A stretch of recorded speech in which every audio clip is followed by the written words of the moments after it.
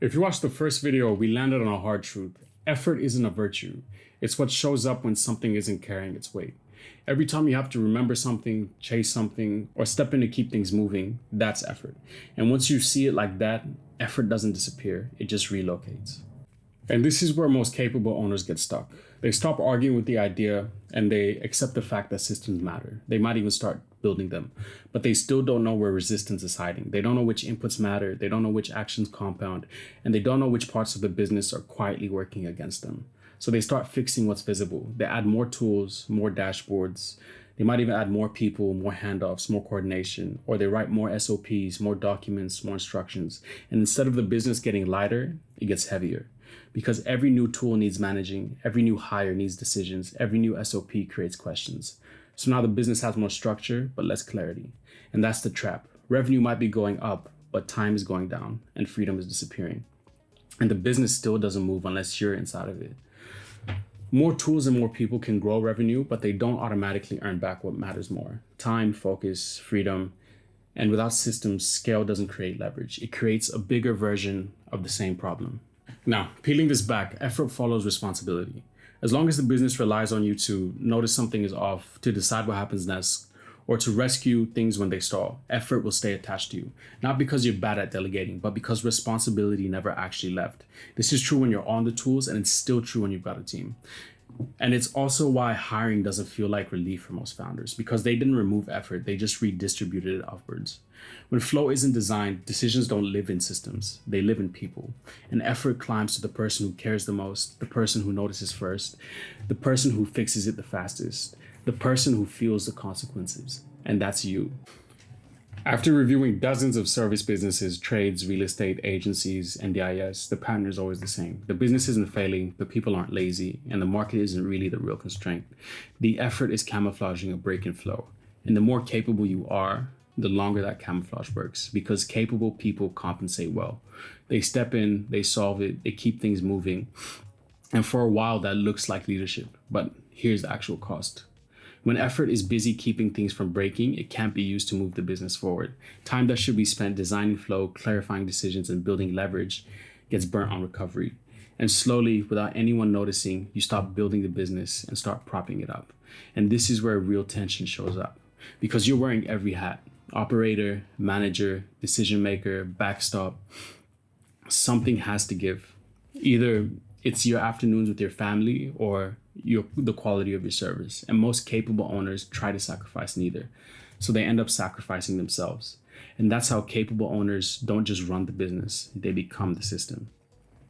By the end of this video, you won't feel inspired. You'll feel orientated.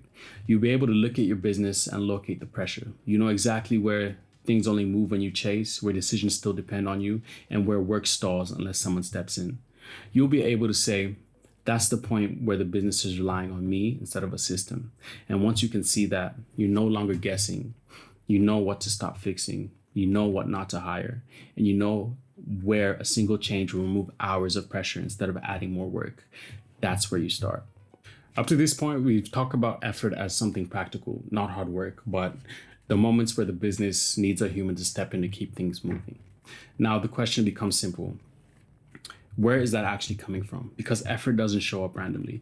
It shows up at very specific points in the business. And once you locate those points, you stop guessing. To do that, I want to give you 2 ways to look at the business. Not theory, but mental models. The first is what we call the domino model. Most owners experience problems where they feel them. A missed call feels like a call issue. A deal that stalls feels like a sales issue. Admin overload feels like an ops issue. But that's not how flow works. In reality, business flow behaves like dominoes. A small break early in the chain creates manual effort everywhere later. A missed call doesn't just mean one lost opportunity. It creates callbacks, follow-ups, checking, chasing, and suddenly your evenings disappear. So when effort shows up late in the business, it's rarely caused there. The domino didn't fall at the end, it fell upstream. The second model explains why capable owners miss this. We call it the one layer remove model. Effort almost never shows up where the real problem lives. It shows up one layer downstream. You feel pressure in the sales, but the break is in intake. You feel pressure in ops, but the break is in unclear decisions. You feel buried in admin, but the break is in ownership and flow. This is why smart, capable owners misdiagnose, because they fix it where it hurts, not where it broke.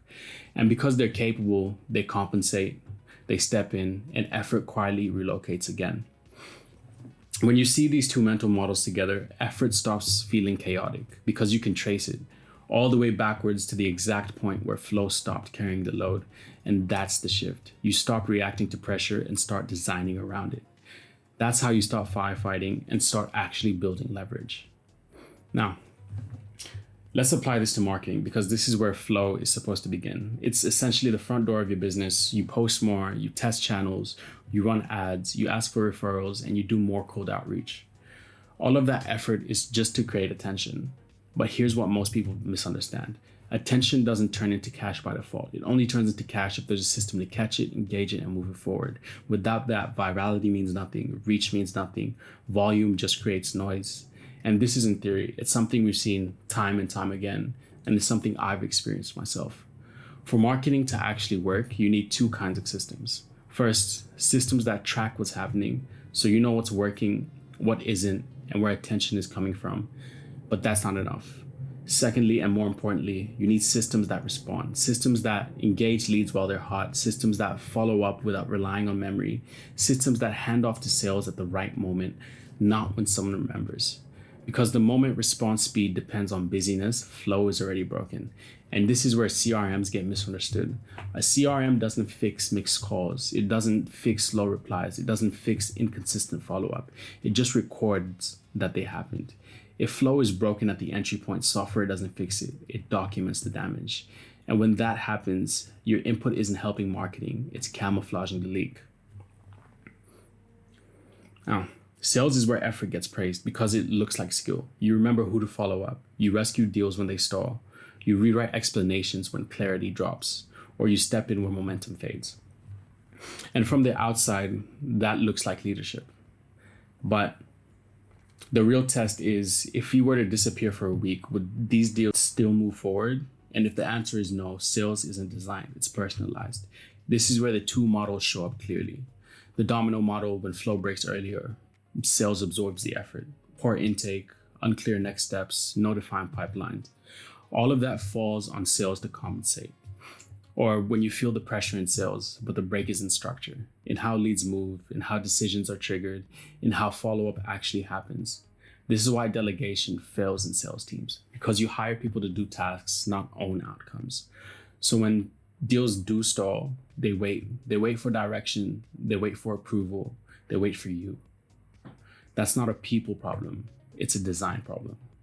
A real sales team doesn't rely on memory, it relies on structure, a defined pipeline, clear stages, clear next action, and rules for when a deal moves without intervention. And our data makes this obvious. Teams that rely on memory plateau fast. Teams with average closers and structured flow outperform them consistently. We reactivated 300 dead leads for one client, not by selling harder, but by removing memory from the system, by designing reactivation flow that actually runs without chasing. Because effort doesn't close more deals, design does. And when we move on to operations, operations is where effort hides best.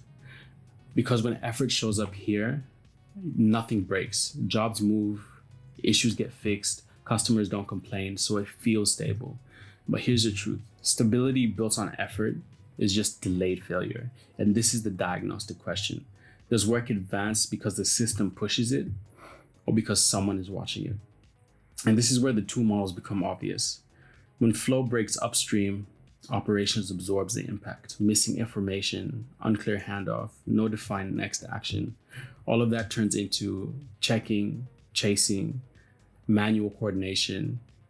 And now apply the one layer remove model. You feel busy in operations, but the break is usually earlier. In intake, in decision rules, in ownership. And this is why adding staff often increases chaos, because more people plus broken flow doesn't create leverage. It creates coordination effort. Every extra person adds another layer, another handoff, another decision, another place for flow to stall. And who absorbs that friction? The person who notices, the person who cares, the person who's accountable. That's why owners feel busier after hiring. They didn't remove effort, they multiplied it. And we've seen teams remove over $200,000 a year in admin related costs, not by cutting staff, but by removing founder involvement from basic flow. And in most cases, that alone reclaims 10 plus hours a week for the owner. Same people, same workload, just a different design. So here's the rule. If work only moves under supervision, effort isn't creating stability, it's masking fragility. And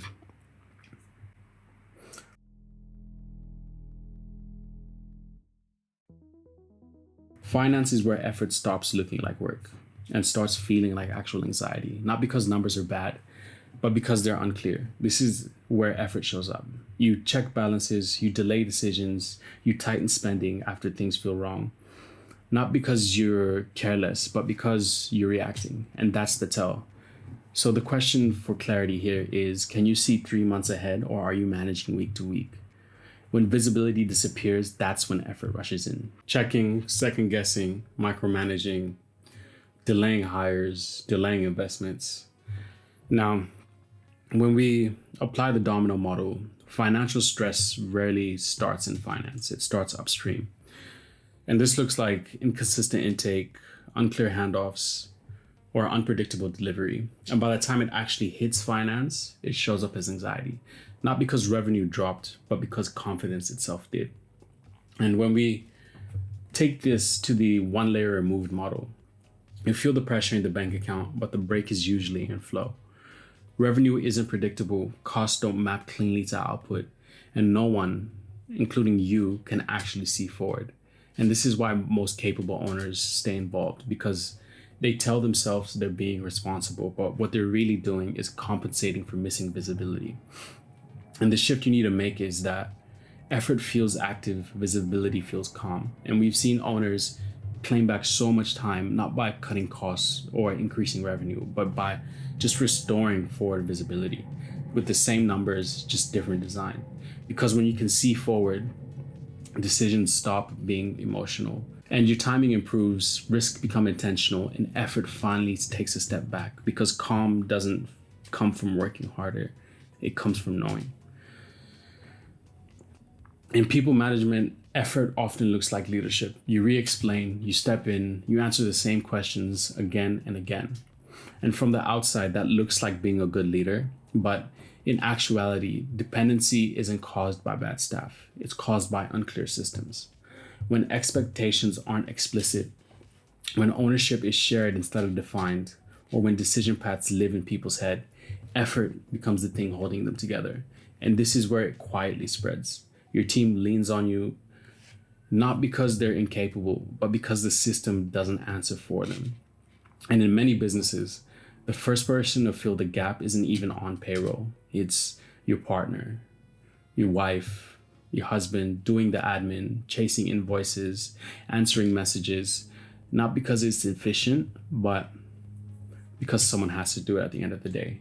And that's the uncomfortable part. When there's no clear process, there's no clear accountability, or when there's no ownership, everything escalates and effort actually ends up climbing. That's why hiring doesn't reduce load, it multiplies questions. That's why your partner burns out. They become the unofficial system. And this is where founders stay involved. They're not managing people, they're compensating for missing clarity. Effort isn't the real problem here. Effort is doing the job clarity should be doing. Effort fills clarity gaps until clarity itself is designed. Now, this is where most owners create more effort by trying to fix effort. They try to fix everything at once because that feels responsible, but it also guarantees nothing sticks. And the lie most founders tell themselves is that I'll fix systems later, but later never arrives, because every new hire, every new lead source, every new client makes the problem louder, but not clearer. And this is how operators turned into trap founders. They keep adding weight to a structure that was never load bearing. So effort spreads across tools, across people, across nights and weekends. And operators who escape this do something very different.